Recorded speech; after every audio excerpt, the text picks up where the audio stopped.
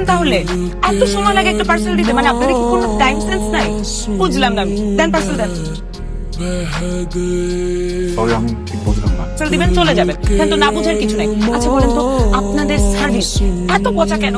আমি যদি জানতাম আমি জীবনে অর্ডার করতাম না। 20 দিন আগে অর্ডার করেছি। একটু ফোন করে তো বললেও হয় যে আপু একটু দেরি হবে অর্ডারটা আসতে। আনফরচুনেটলি আমি ডেলিভারি ম্যান না। তাহলে এখানে কাকে চান? যেহেতু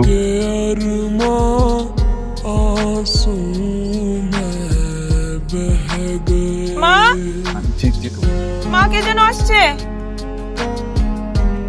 একটা মানুষকে অপমান করা ঠিক হয়। লজ্জা একবারে লাল হয়ে গিয়েছিল। কিন্তু আমার কি দোষ? উনি তো বলতে পারতো উনি ডেলিভারি ম্যান না, চিতুর বন্ধু। তা না বলে আমার দিকে হাঁ করে তাকিয়েছিল।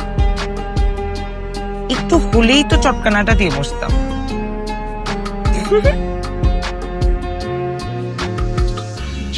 তুই আমার বন্ধুকে ডেলিভারি ম্যান বানাস? সব জায়গায় পাকনামি তোমার করতেই হবে। হ্যাঁ, ব্যথা পাচ্ছি। আমার কি দোষ? উনি বলতে পারতো না সে তোমার বন্ধু? বলে না, কি করছে? ড্যাব ড্যাব করে তাকায় আছে। তাই বলে তুই এসব বলবি না? আর তোর কি মনে হয় তোকে আমি চিনি না? তুই যে বাঁচা, তুই একবার কথা বলা শুরু করলে তোরা থামা থাকে না। ব্যথা পাচ্ছি। হ্যাঁ, ফ্রেশে ফোন দিচ্ছি। I love you. ভাইয়া, আপনার জন্য শরবত এনেছি, নিজ হাতে বানানো শরবত। খেয়ে দেখেন, খুব ভালো লাগে। Thank you. Khan.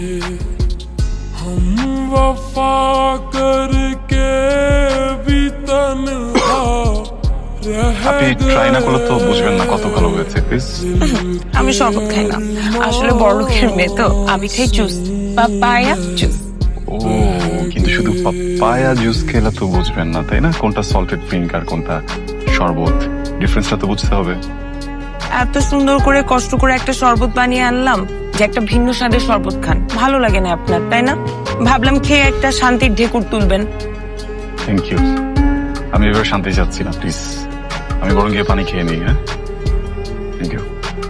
Excuse me ভাইয়া, পানিটা সাবধানে খেন, পানি তো লবণ থাকতে পারে। না, পানি না, পানি আধা ঘন্টা পর্যন্ত পানি খেতে হয় না। খাওয়ার পরে ডাইজেশনের প্রবলেম হয়। আমি খাবো না, নিজে নিয়ে খাবো।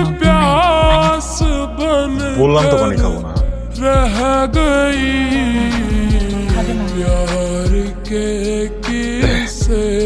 শোনো বাবা,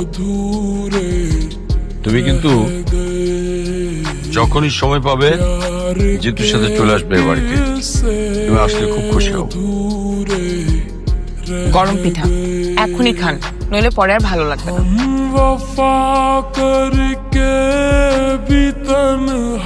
হাতে ময়লা, এই হাতে তো খাওয়া যাবে না, খাওয়া দিতে হবে।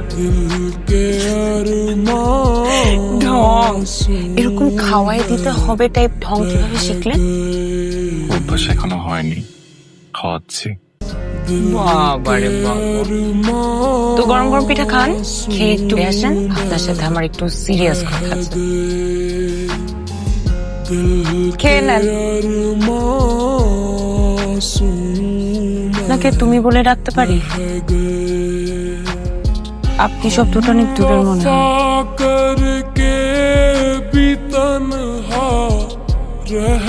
আমি তোমাকে আমার মনের সব কথা বলে দিতে চাইবো।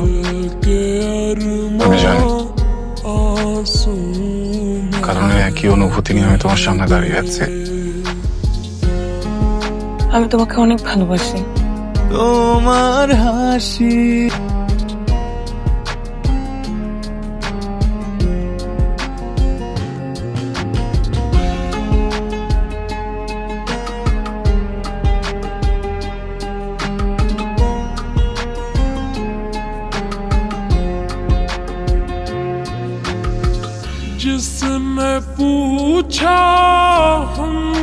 এতে পাত্র হলো অসাধারণ পাত্র, সরকারি চাকরি করে, শহরে ফ্ল্যাট বাড়ি, তারপর আবার বাপের একমাত্র ছেলে। তেমন পাত্র তো হাতছাড়া করা যায় না বলো। যত তাড়াতাড়ি হবে তত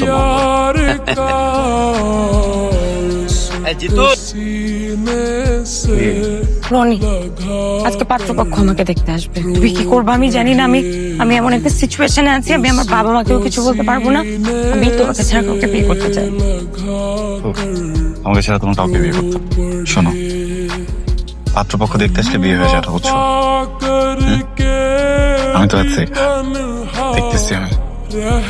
আমরা কোনো কিছু হেলা ফেলা করতে পারি না রনি। এমনও হতে পারে পাত্রপক্ষ আজকে আমাকে পছন্দ হলো, আজকেই বিয়ে হয়ে গেল। আবার এমনও হতে পারে যে ডেট ফিক্স হয়েছে, এখন ডেট ফিক্স হয়ে যাওয়ার পরে তো কান্নাকাটি করি, আমরা যা খুশি তাই করি।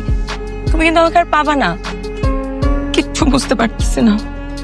আমি খালি তোমাকে একটা কথাই বলতে চাই, আমি যদি তোমাকে কোনোদিনও না পাই, তুমি মরে যাও। কি বলতেছো তুমি?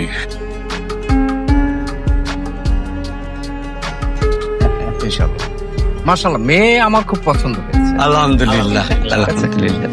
আর বাকি আলোচনা আমাদের পারিবারিক বৈঠকে ইনশাআল্লাহ ঠিকঠাক হয়ে যাবে, এটা নিয়ে সমস্যা কিছু নেই। জি জি। আমি রনিকে পছন্দ করি মা। What? আমি ওকে বিয়ে করতে চাই।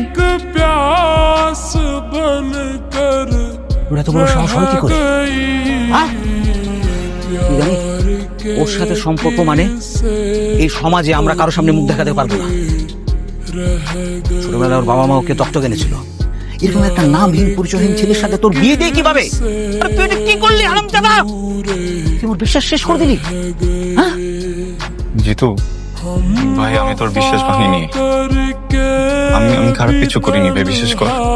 হ্যাঁ, আমি নীলাকে পছন্দ করি, আমি ওকে বিয়ে করতে চাই। আমার ইন্টেনশন খারাপ না ভাই, প্লিজ বিশ্বাস কর। তুই বিশ্বাসের যোগ্য? তুই ওটা বেইমানের বাচ্চা, বেইমান। তো প্লিজ প্লিজ এভাবে বলিস না ভাই। দেখ জিতু, আমার মনে হয়েছিল যে তোকে হঠাৎ করে বললে তুই ব্যাপারটা নিতে পারবি না, এই জন্য আমি একটু ভাই যা হয়েছে হয়েছে, বাদ দে না প্লিজ। আমি হাত জোর করতেছি, আমি তো আর জিতু প্লিজ। তোর সামনে দুটো রাস্তা খোলা আছে। এক, তুই সসম্মানে নিজের মতো করে চলে যাবি, নাইলে তোর বেজ্জতি করে বাইর করে দেব।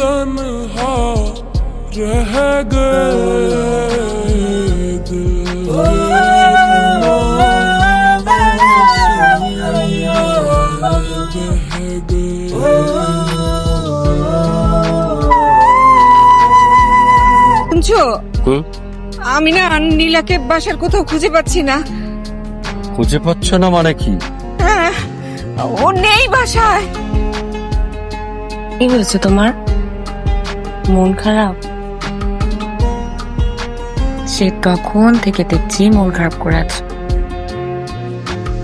এই যে আমি সব কিছু ছেড়ে তোমার কাছে চলে আসছি, তোমার ভালো লাগছে না? আমার না এখনো বিশ্বাস হচ্ছে না তুমি চলে আসছো। কেন যেন খুব ভয় হচ্ছে, মনে হচ্ছে আমি তোমাকে হারাই ফেলবো। এটা কি হওয়া উচিত বলো? উচিত না। আমি বিয়ে করবো, আমি বিয়ে করবো, কিন্তু আমাকে মাফ করে দাও, আমি এসে যাবো।